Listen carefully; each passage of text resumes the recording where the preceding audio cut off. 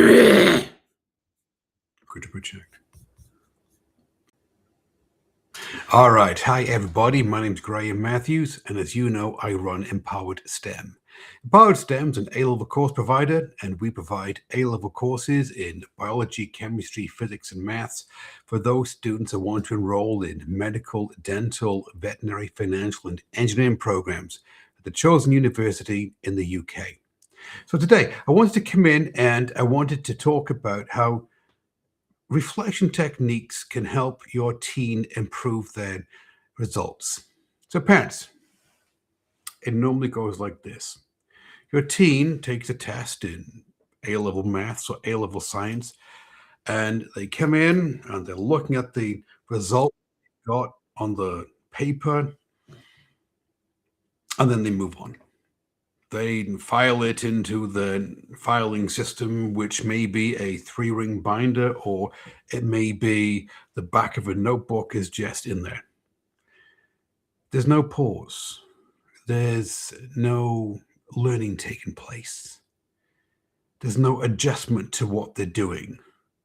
It just literally goes over the head, and then they just move on to the next topic in the textbook and say, well, okay, this is it. Now, the issue, parents, is this, is that we assume, all right, we assume as parents, we assume that reflection habits for your teen are automatic. It's something which they would naturally do. It isn't.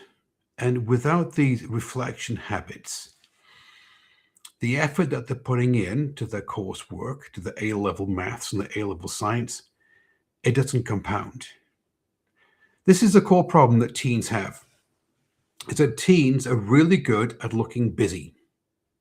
You peer around into their room when they're sitting at the desk in the evening time studying, and you assume that they're busy, that they're doing something productive, that they are reflecting on something. But what they're doing is, yes, they're doing the homework. They are revising. They're studying for the tests. But what they're not doing is they're not putting themselves into a feedback loop. And the feedback loop becomes critical because what they're not asking themselves is this: what worked on this test? What didn't work? And more importantly, why didn't it work? And the issue is this, parents, is that without reflection, your teen's going to make the same mistakes again and again. Their confidence in A-level maths and A-level science is going to be fragile at best. And to them, grades and increasing the grades is something which is random. It's hit or miss. Sometimes it works and sometimes it doesn't. But if your teen slows down and they actually learn how to reflect effectively, they can build their confidence. And the reason is that your teen, when they reflect, they're not being critical. They are looking for evidence. And this is the key bit. All right. Reflection does not mean that they're looking at the paper that they've done thinking, oh, I didn't get this exam question right. Let me blame the teacher. Let me blame the school. Let me blame the subject. Let me blame the exam board. I can't do maths. I can't do science. They don't have the internal criticism along with the external criticism. What they have is evidence. It's a non-emotional way of looking at it. Quite simply put, this is the grade that I got. Okay. And so what did I get right? What did I get wrong? What do I need to improve on? And then let's put a plan into action and action it. Now, confidence, confidence comes from reflection.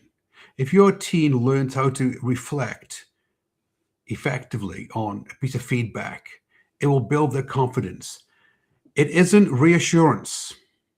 They're not looking at the paper thinking, oh, well, I got this question right. Oh, well, that's good. Okay, maybe I can do a little bit over here and improve on this bit.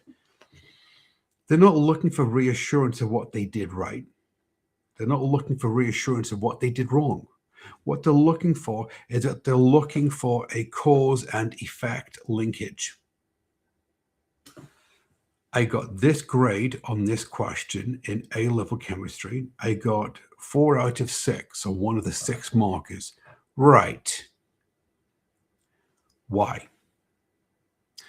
Well, because I didn't do this, this, and this effectively in my studying and in my revision plan. And because of that, this is the cause of the effect that I saw. The effect is I got a 4 out of 6 on the exam question, and this is the cause of it.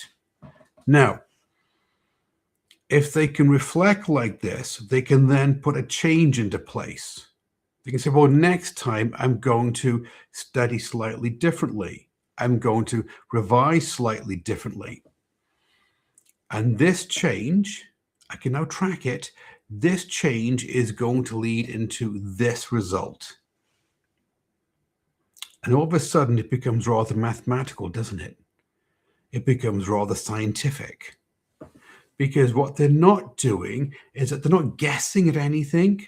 They're not looking at an exam paper thinking, oh, well, I got 4 out of 6 on this one and 2 out of 3 on this one, and I got this multiple choice wrong. I wonder why. They know. And because they know why they've got it wrong, they've taken out the element, the risk of guessing at something, and they put in place confidence because now they can trust in what they're doing. They can trust in themselves and say, right, I know if I study like this, if I revise like this, this is going to be the cause, and this is going to be the effect, the outcome that I want to have. My grade's going to improve, and I can fine-tune the system because I got feedback loop in place, and I'm going to get my grade to improve in A-level maths and A-level science. So the question is then, what does this effective reflection look like? Well, from your teen's perspective, what it looks like is this. Oh, I did rather badly on this test. Oh, okay. Well, I'll just try harder next time. What I need to do is I need to do more past paper questions. I need to memorize those mark schemes. Yes, this is what I have to do. Why? Because it worked at GCSE, didn't it? And so therefore it's going to work at A-level. No. But if they're not reflecting, they're not learning from the experience. And what happens is they start to spiral down in this self-blame. I can't do maths. I can't do science. Why did I pick these A-level subjects? My friends must be naturally gifted. Maybe I'll never become a doctor, a dentist, or a veterinarian. Or, on the other hand, parents, what you can do is a 4-step process when it comes to helping your teen reflect effectively. Number 1, ask your teen, what went well on the test, on the exam? You got a C, or maybe you got a D, but in there somewhere, there's got to be something that went right. They must have done something right. There has to be a diamond in the rough somewhere. And so ask them, what went well? And if you do this, what you're looking for is you're helping them look at the exam paper and try to find something which is going to give them a little bit of confidence, a little bit of stability. Not a lot, a little bit. Something has to go right. You say, well, I got this right, didn't I? And my studying and my revision techniques helped me get this right. But they've got to understand what they did well. You're looking for a win, essentially, parents. The next question that you need to ask them is, where did you lose marks? Right. Now, and then you go through the 4 or 5 question types, don't you? Was it a multiple choice? Was it on definitions? Was it on concepts? Was it on the mathematical questions in A-level chemistry? Was it on the 5 marker mechanisms? Or was it on those 6 marker essay questions? If they understand where they went wrong, then they can work on it. They can put an improvement plan in place by themselves. They don't need to wait for the teacher at school to do it. They can do it, and you can help them do it, parents. Because ask them, well, where did you lose marks? I lost marks on the 4 marker mathematical questions in A-level chemistry. Okay. Now, the next question is, why do you think that you lost those marks? And it's got to come down to one of a few buckets, as I call it. Number one is it a content error? You didn't know the content. Or is it an exam technique error? You didn't read the exam question correctly. You didn't identify the correct command words. Is it a timing issue?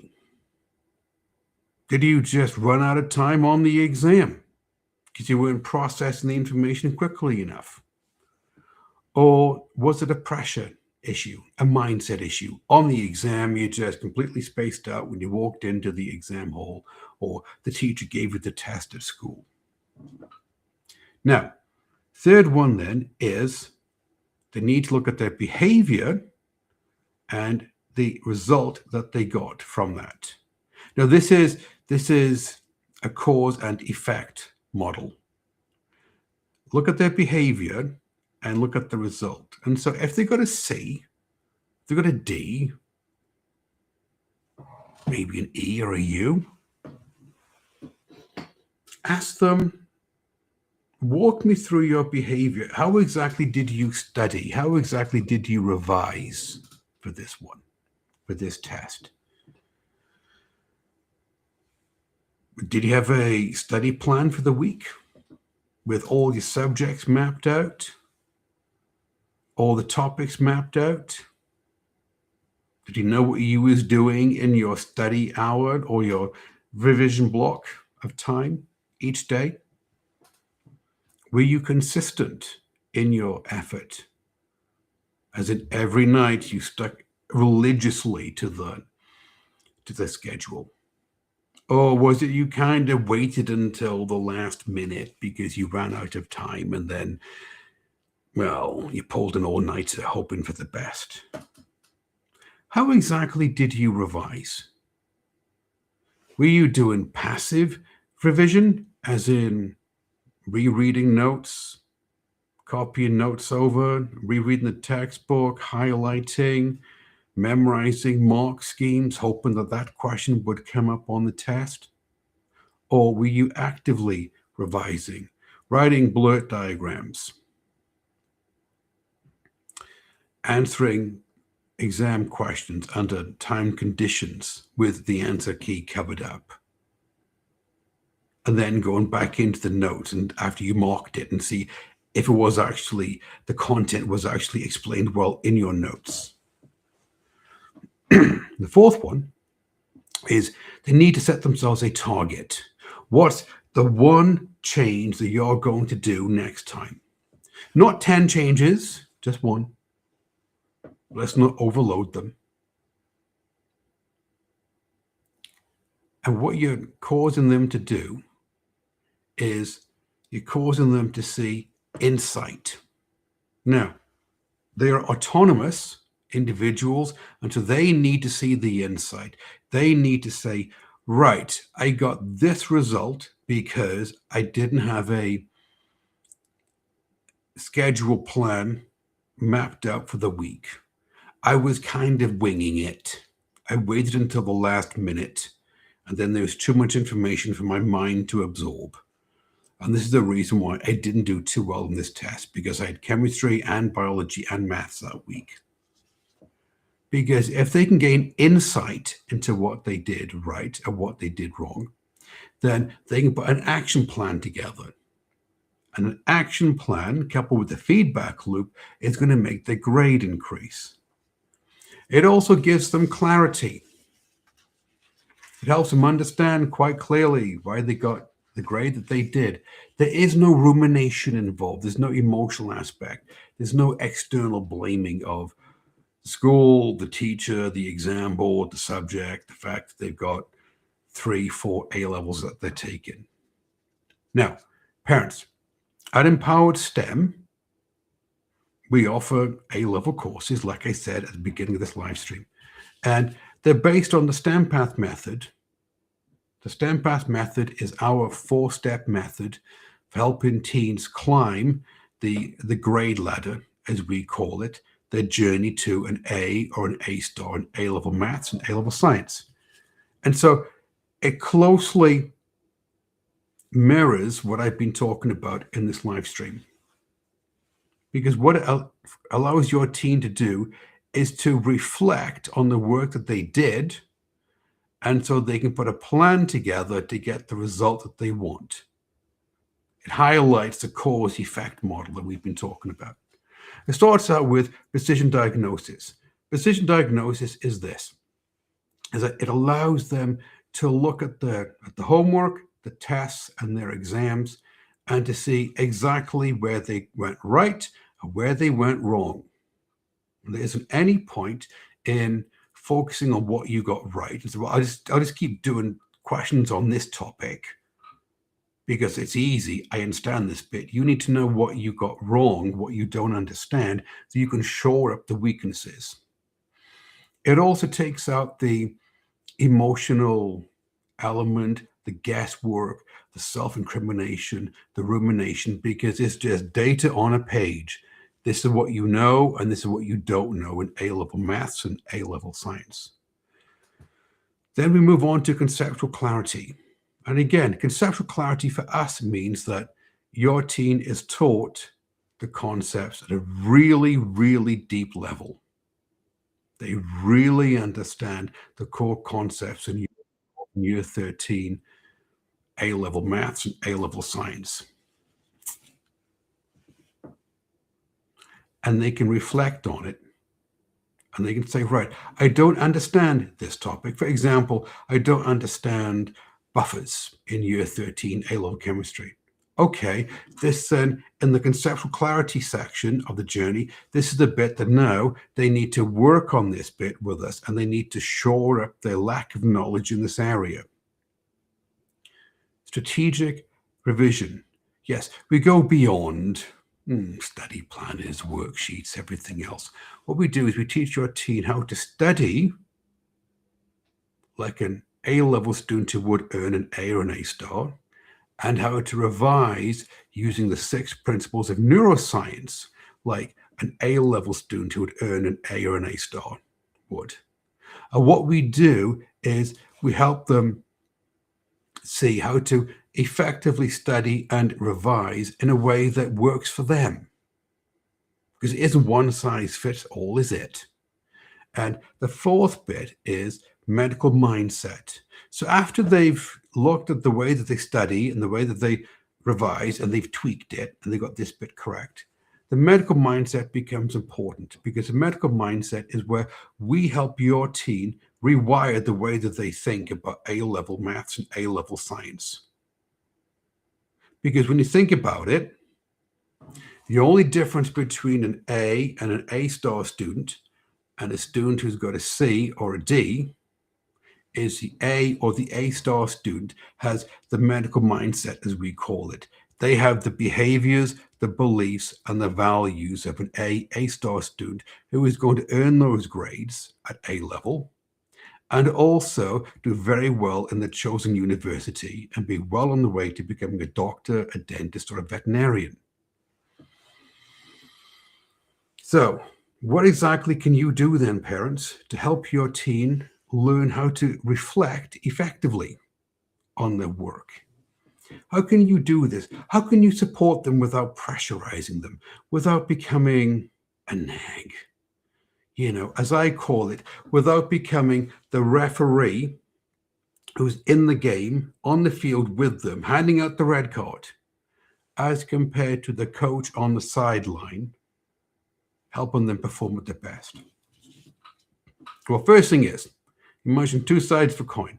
One side of the coin you don't want to go down, and this is this: do not ask your teen questions based on belief stems, which is why. So a belief stem is when you ask a question which starts with why. Because if you do that, you will get a belief. And as soon as you get a belief from your teen, then they will defend the belief because it's part of their identity. So don't ask them, why did you get this grade on this test? I thought you was upstairs studying all weekend, weren't you? Why are you not doing so well in A-level maths and A-level science? You did so well at GCSE. Why are you not like your friend? I mean, she just seems just to get straight A's, easy.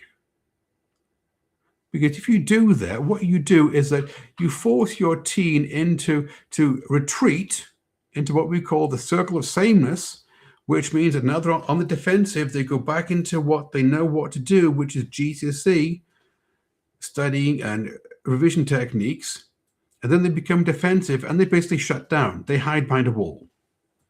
Right? You don't want to do that. On the other hand, flip side of the coin, on the other hand, how about you use question techniques that are based on behavior stems? For example, what? For example, how? Because a behavior, somebody will feel more comfortable talking about a behavior and how they can change it because it's not linked so clearly to the identity of the individual, is it? So, for example, you could ask them, right, so on your test, what did you think that you did right? How exactly did you study for this topic right here? Now, proton NMR, that seems pretty complicated. You have to explain this one to me, but what exactly did you do to study for that? How exactly did you revise? Because you did well on this one. So, first thing is, make sure that you use behavior STEM questions, not belief STEM questions. And number two, separate emotion from analysis. Do not get emotional with your teen. They're emotional enough as it is. They're sitting there thinking, I've got a C, I've got a D. The last thing they need you to do is get emotional with them, get angry with them, and then link their identity to the result that they've got. In other words, make them feel stupid. You don't want to do that. So you've got to separate emotion from analysis and tell them, look, this test is not you. It's not who you are as an individual. It isn't who you are as a person. We're just having a look at this test and saying, what can we do together, build the bridge, to help you do better on the next test? And then focus on one adjustment. Do not stand there with a clipboard going, well, what you've got to do is, well, we've got to get a study plan going, a study planner, a study plan. Yes, we've got to take away all the free time on the weekend, don't we? We got to be up in your room. No, just try one thing which is achievable. One thing which they can do in the course of a week, in the course of 21 days. The 21 days comes in because it's the amount of time you need in order to form a habit. And then reinforce the trajectory and not the outcome. Meaning, they're on the path to the A or the A star. The grade that they get has to be the best grade that they can possibly get, and they know it. They know it, and you know it, that they couldn't have done any better in A-level maths and A-level science. Reinforce with them, parents, that they are on a trajectory, a path up to the greatness. It's not the grade that they got on the test which becomes important. It's the journey. Now, as always, parents, is there a student story behind this one? Yes. Let me tell you about Sophia. Well, when Sophia came to work with us in year 13, She'd been predicted an A by her teacher in A-level chemistry. Year 13, she was sitting at a D. Something happened from year 12 to year 13. She was sitting at a D in the mark book, and she was beside herself. She was trying to reread the textbook. She was trying to copy over her notes. She was trying to highlight. She was trying to use flashcards. She was watching YouTube videos. She was putting in the time, effort, and attention, parents, but unfortunately, she wasn't getting the result that she wanted. Because it's like you can run to the east as fast as you want, but you'll never see a sunset. So what we did is we taught her how to reflect, how to slow down, pause a minute, take a breath. Let's look at the exam paper that you got.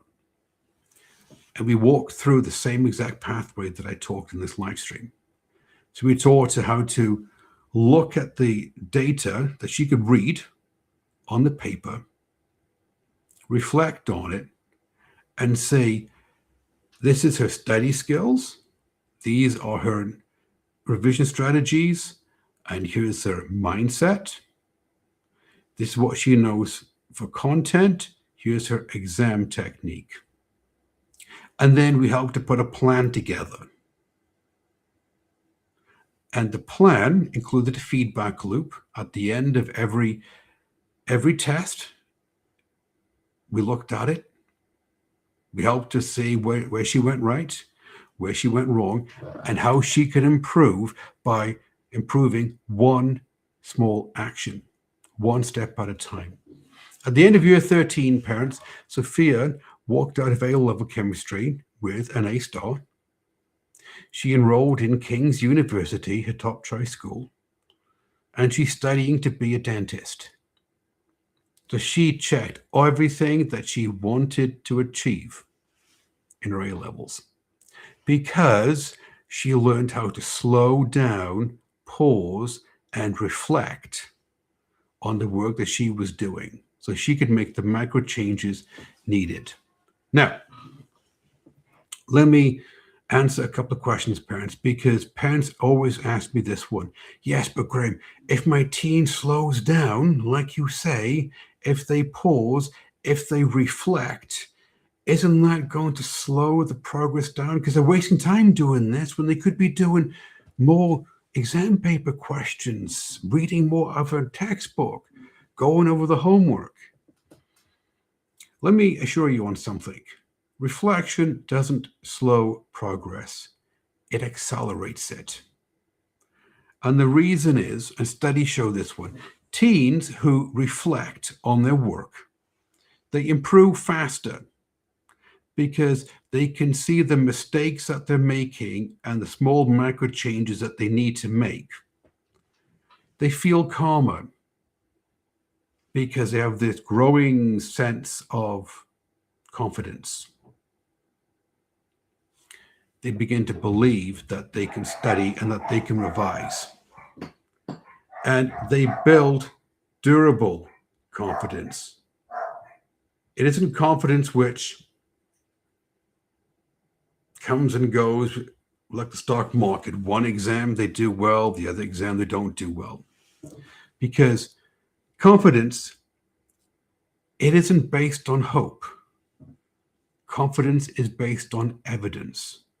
And when your teen sees the evidence of their hard work and their behaviors, then they can reflect on it, go into a feedback loop, and plan out the next step in the journey up to the A and the A star. Now, parents, as always, if you're watching this live stream on Facebook, the first thing I need you to do is I need you to like the Facebook business page so you're notified of upcoming live streams like this. We do live streams every week in order to help parents such as yourself with tips, techniques, and strategies that you need in order to help your teen earn the A and the A star in A-level maths and A-level sciences. Or if you're watching the live stream on the YouTube. Again, subscribe to the YouTube channel because you'll be notified of upcoming live streams. And you'll also be able to watch all the other live streams that we've done. You can binge watch. Now, if what I'm talking to you about makes sense, if it just resonates with you and you'd like to learn more about our courses, really easy for you to do. Click the link in the description, either below the video on Facebook or below the video on YouTube. Fill out a really short form, and a member of my team will reach out to you, and they'll have a non-committal, non-sales conversation with you. It's really easy. What they do is that they find out how your teen is doing in A-level maths and A-level sciences, what the working grade is, what the predicted grade is, what the aspirational grade is, what university they want to go to. They want to be a doctor, dentist, veterinarian. And then they'll explain to you how our courses work, how we offer the support that you need to get your teen to climb up the grade journey. And you can ask all the questions that you want. And so at the end of the call, you'll be well informed, have all of your questions answered, and you'll feel well supported, and you'll understand how we run our courses at Empowered STEM. And if it's a good fit for your teen, and if we think we can help your teen, well, then you can make the informed decision on investing in one of our courses. Everybody take care, and I'll see you on the next one.